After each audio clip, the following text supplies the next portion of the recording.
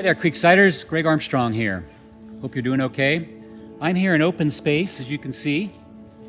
It's Shell Ridge area near our home. Love coming up here. Been coming up here ever since I was a kid, just grew up down the street. And it's wonderful to be up here, especially when we're spending so much time at home. In fact, we're in the fourth week of the shelter-in mandate. And each week on Wednesdays, midway through the week, we've been sending you a video that has hopefully been encouraging. First you heard from Derek, then Jeff Klibness, then Doug last week, and unfortunately, you're hearing from me this week.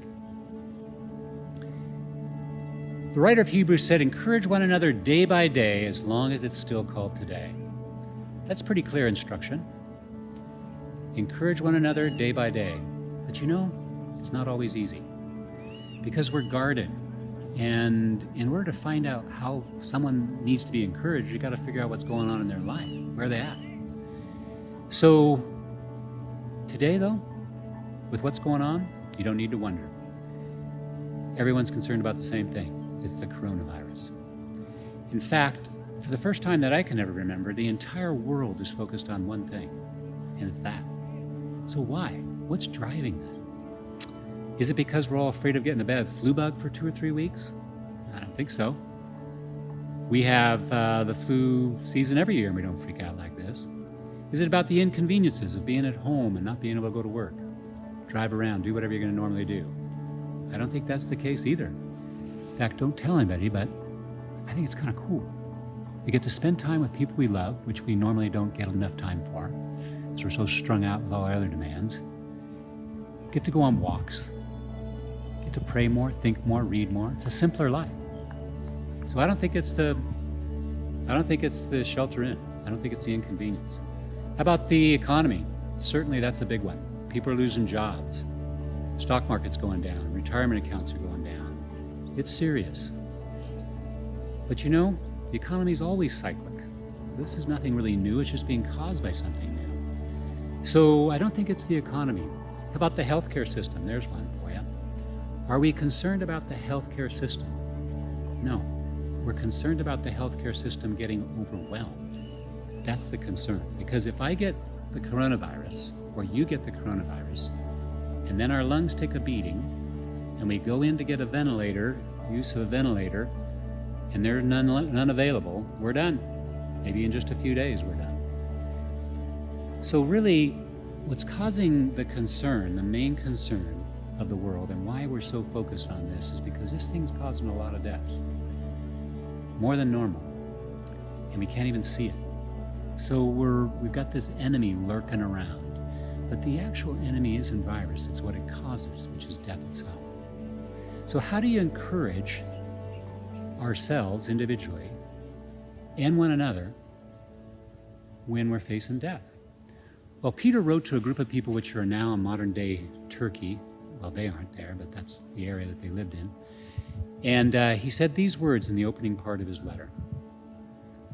Blessed be the God and Father of our Lord Jesus Christ, who according to his great mercy has caused us to be born again to a living hope through the resurrection of Jesus Christ from the dead, to obtain an inheritance which is imperishable, undefiled, and will not fade away, reserved in heaven for you, who protected by God through faith for a salvation ready to be revealed in the last time.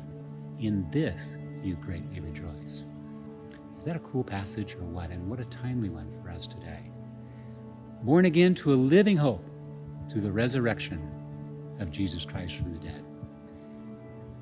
So how do we encourage ourselves individually and those around us? We remember what we celebrated on Sunday, just this last Sunday. Resurrection Sunday, Easter Sunday, the resurrection. Because what Christ accomplished in the resurrection, what was accomplished in that raising him from the dead, was huge. We've overcome death. Oh, death, where is your victory? Oh, death, where is your sting? We don't have to fear it anymore. No matter what happens, whether we get coronavirus or not, hey, we're going to die eventually, and we will overcome. We have overcome. That's the way you do it. You know, Jeff Klipnis a couple weeks ago did a little thing like this. Do you remember? He said, put your fingers and move them in front of you and look at them, and you're going to get nauseated. But if you do that and you focus on something beyond that, like that oak tree, you're not going to get nauseated. Well, right now we're overcoming what I would call finger COVID movement. And it's serious. It is all over. Everything we read, everything we see. But if we're not focused on Christ, we're going to get spiritually nauseated. So that's what you do. In fact, Peter said to his same readers that he was writing to, just a few little ways after what he just said to us, a few verses. He said, in these clear words, prepare your minds for action. Keep somber in spirit and fix your hope completely on the grace that is revealed to you at the coming of the Lord. Completely. Fix your hope completely on the grace that is revealed to you at the coming of the Lord. That's our hope. It's what Derek defines in Journey all the time. The absolute assurance of future good. It's guaranteed. Christ went, and he's bringing all of us with him.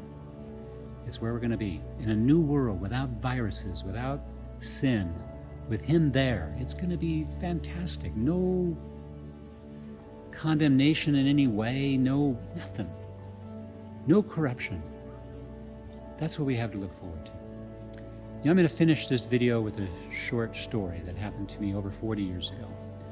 I was a local boy, went to school here, as I mentioned, and then went to DVC for a couple years. Met a guy there, Bruce Moe. Wonderful dude. Became a Christian just about the same time I did, a few years earlier. We met between classes. We took classes together. We talked about the scriptures. We prayed together. It was awesome. Then one day he showed up, and he said, hey, a really good friend of mine, Gregg, died just yesterday. I said, whoa, dude, what's that about? He said, well, she was a Christian. She got pneumonia, which is exactly what COVID-19 does to us. And she died. I said, well, did you see her? He goes, yeah, I saw her the day before. I said, well, what did she say to you? Because Gregg was so cool. She looked me right in the eye and she said, Bruce, if I live, I live for the Lord. If I die for the Lord. So Bruce, whether I live or die, I am the Lord's. That's living hope. That's certainty. You know, when you don't know where you're going, the part about going gets really messed up. But when you know where you're going to end, the going gets improved tremendously, because that's secure ending is where you're going to be. That's what this woman had. And when Bruce and I looked at each other that day, we said, we are going to build our lives off of this. If she can do that, so can we. So encourage one another, day after day. He's victorious over death, so are you. He is risen. He is risen indeed. And you know what? You and I are going to rise too. Love you. Hope to see you soon.